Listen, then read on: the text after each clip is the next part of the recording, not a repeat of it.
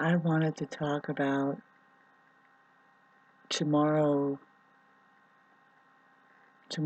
upcoming Sun conjunct Saturn, which the Sun conjuncts Saturn once every year. The Sun will conjunct a planet once every year. And so tomorrow it happens to be doing the Saturn conjunct. And it's just going to be a jolly old, boring time, kind of restrictive. Since it's an Aquarius, just good old-fashioned cold, vacant of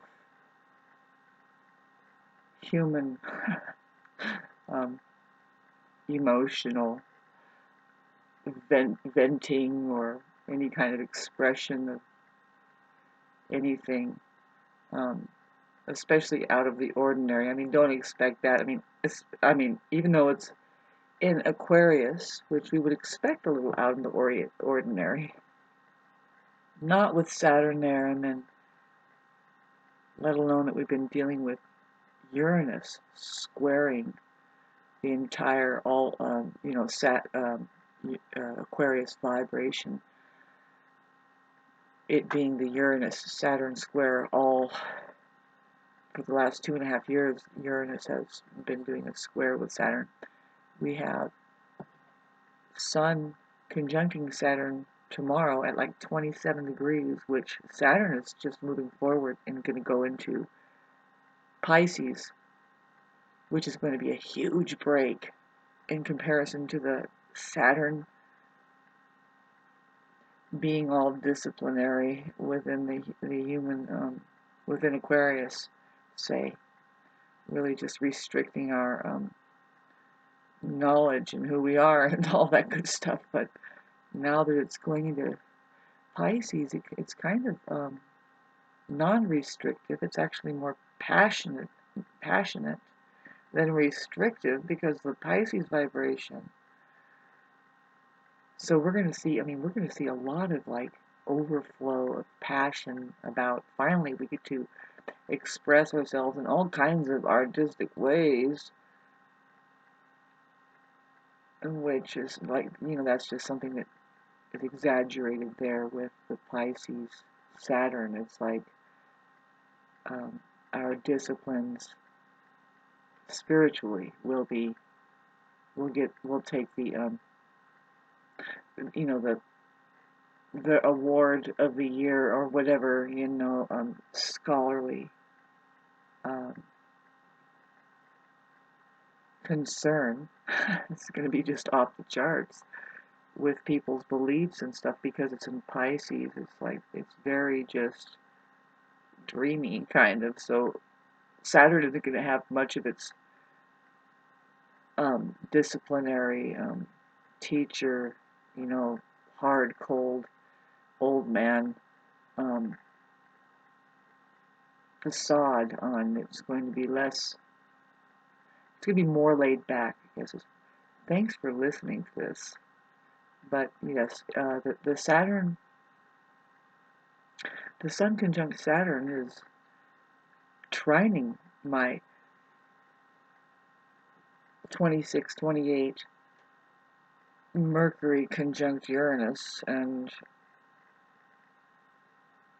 I'm just having some refined moments of refined thought, kind of like this conversation I'm trying to put together for you right now, hoping to get better in communications. I think there is such a thing as getting better, even if you have been in the gutter for a while.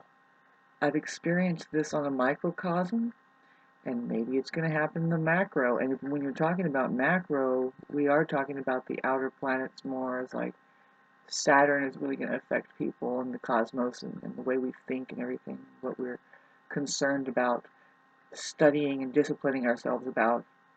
And it's going to be quite wishy-washy actually in Pisces, because it has to do with that dreamy place, and so good luck with that. So then Pluto too is the macrocosm. All the outer planets there is speaking towards the subconscious mind of the human organism. Pluto being a big thing that we're celebrating and waiting for, is kind of definitely the sign that the Aquarius age is like here to stay.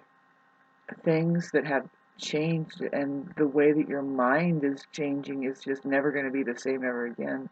And let that be a good thing, because all you should be doing with your mind is blowing it apart, if not completely awake. You don't want a fragmented mind, which most are, but you don't need to attach yourselves too much to it.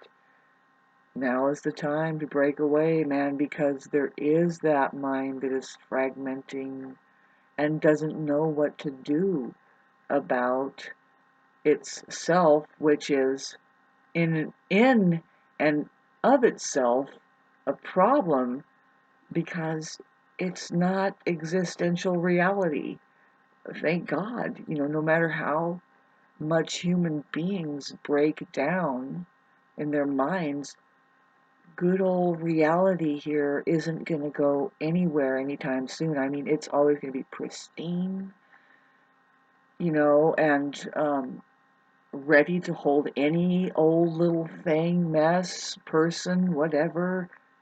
That's something to say. It has something to contemplate there. Getting into, well, who's going to be freaking out there? Well, it's just people who think that their minds are more real than that.